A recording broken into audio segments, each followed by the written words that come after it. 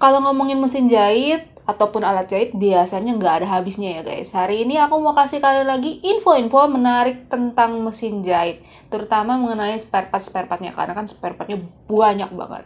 Halo keluarga Jahitmart, ketemu lagi sama Vilan. Hari ini kita akan membahas mengenai sepatu mesin jahit portable.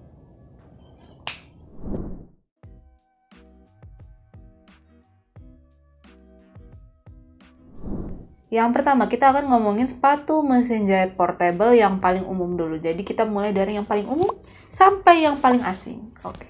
Yang paling umum yang pastinya adalah sepatu mesin jahit bawaannya.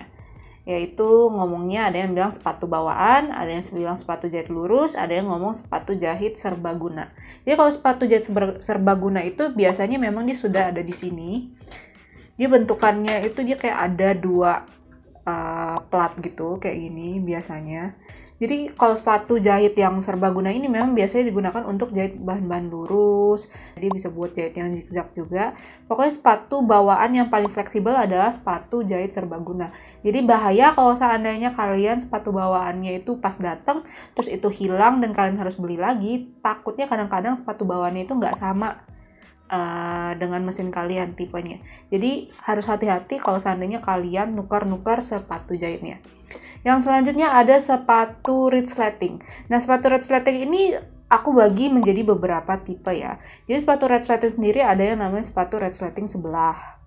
Jadi dia cuma buat jahit satu sisi doang, sisi kanan atau sisi kiri.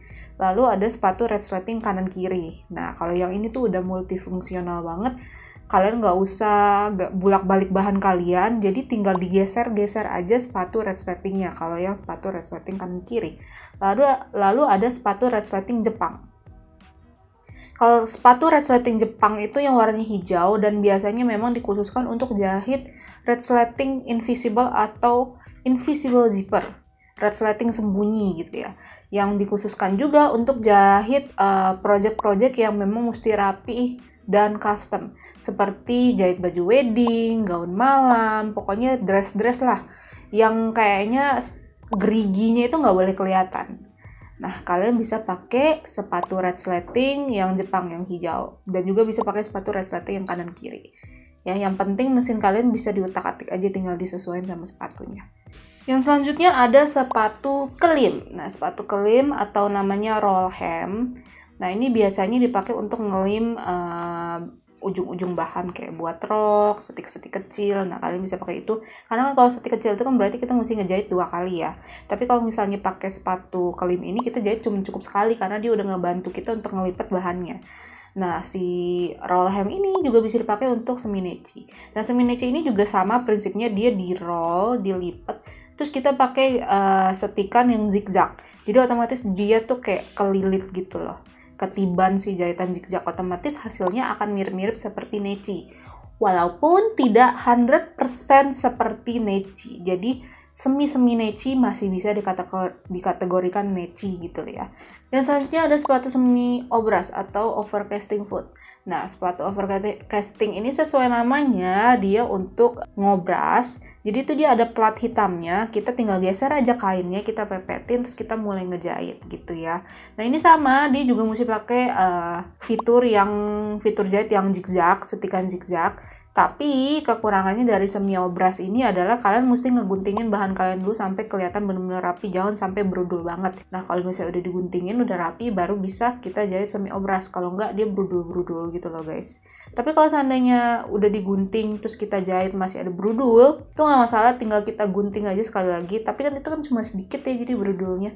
Jadi itu yang membedakan antara obras dan semi obras. Aku sempat bahas juga konten ini mengenai apa itu obras, apa itu semi obras gitu ya. Jadi jangan mengharapkan semi obras itu hasilnya 100% kayak kamu pakai mesin obras yang gede itu loh. Oke, atau pakai mesin obras yang yang portable itu hasilnya nggak akan sama, tapi agak mirip lah gitu. Yang selanjutnya ada sepatu lubang kancing. Nah, sepatu lubang kancing ini aku sering bahas juga. Dia ada yang 1 langkah, ada yang 4 langkah.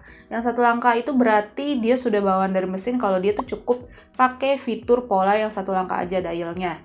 Ya, terus dia ada kayak button push gitu yang membuat dia bisa ngejahit langsung 1 langkah aja, kalian nggak usah puter-puter dialnya, jadi udah praktis banget.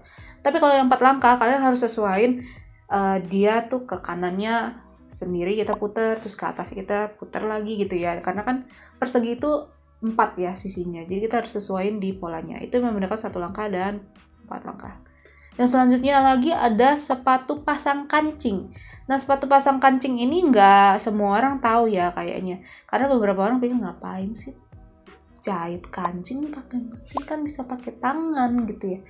Ya tapi memang kalau seandainya baju kalian kancingnya banyak gitu ya, misalnya dari atas sampai bawah gitu, misalnya ada 20 kancing, ngejahit pakai tangan sendiri agak lumayan lama ya bro. Jadi kalau kalian mau pakai sepatu pasang kancing itu juga udah memudahkan banget, dan juga dia cepet banget. Kalian bisa pakai sepatu pasang kancing. Dia ciri khasnya itu dia ada kayak list warna biru gitu di sepatunya. Oke, dia biasanya bahannya tuh plastik.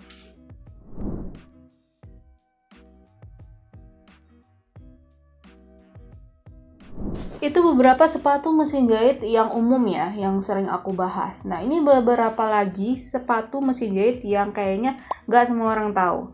Beberapa udah pernah masuk ke dalam video aku, beberapa lagi belum. Semoga aja nextnya aku bisa beli sepatunya dan bisa aku cobain. Yang pertama ada sepatu Darning Foot. Nah, sepatu Darning Foot ini pernah masuk ke konten aku yang waktu itu ngebordir. Kita nyobain ngebordir. Sesuai dengan konten aku waktu itu, Darning Foot itu memang gunanya untuk kita nyobain semi bordir. Jadi dia memang memudahkan kita untuk ngegeser-ngegeser pola jahitan kita. Jadi nggak tok doang gitu. Kalau sepatu yang serbaguna kan dia menahan kain kita ya. Kalau dia tuh masih ditahan tapi dia mandu kita mau ke sebelah mana dia ikutin gitu.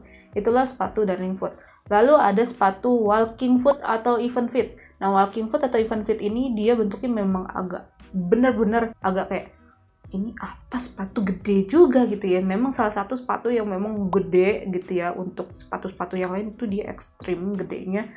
Digunakan untuk jahit bahan-bahan yang tebal. Misalnya kalian mau jahit bed cover, itu kan ada busanya, terus ada kainnya lagi gitu kan ya.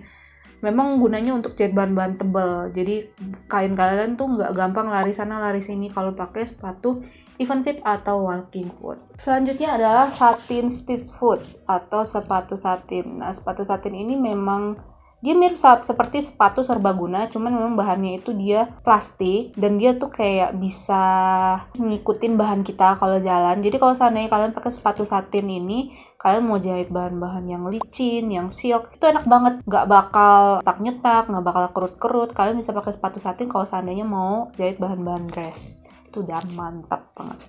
Selanjutnya ada sepatu piping foot. Nah, sepatu piping itu bisa dibilang juga sepatu pipa. Kegunaannya adalah untuk jahit kayak pinggiran sofa. Terus kita mau masukin kayak isi-isian kayak buat bisban kecil. Nah, kalian bisa pakai sepatu piping foot ini. Sepatu piping foot ini di bagian bawahnya itu kayak ada 2 celah. Ukurannya kecil-kecil. Jadi kalian bisa masukin kayak tali-tali gitu, masukin ke dalam buat bikin bisban yang kecil. Jadi ini memang udah memudahkan banget. Jadi kalau seandainya kalian lihat bed cover kalian atau sofa kalian kayak ada ujung sedikit gitu yang kecil. Nah, mereka tuh pakai sepatu piping foot ini, jadi udah gampang banget ngejahitnya.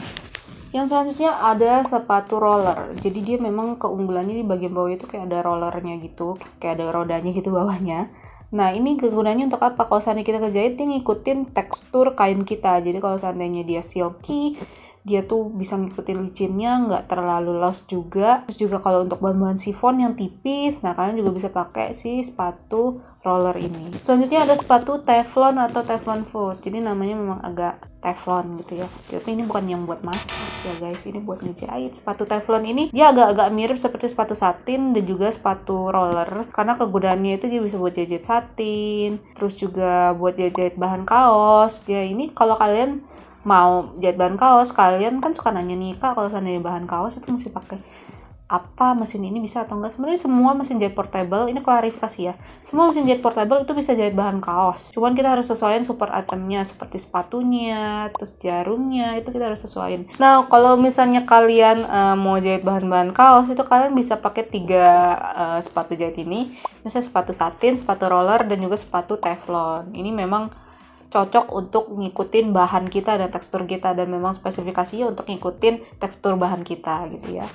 Yang terakhir ada sepatu patchwork atau patchwork foot atau sepatu seperempat. Nah, sepatu seperempat ini sama seperti sepatu quilting atau sepatu even foot, itu juga bisa buat quilting ya guys. Aku pernah bikin kontennya juga. Cuman kalau sepatu yang patchwork ini memang dia tuh ada keunggulan kayak ada plat di bagian kanan gitu. Nah, kegunaannya sendiri untuk ngemisahin antara neken antara si bahan dan juga si yang tadi udah dijahit gitu loh. Jadi itu tetap lurus gitu. Jadi kalian jahitnya tuh nggak gelembung-gelembung. Nah, itu gunanya si sepatu patchwork.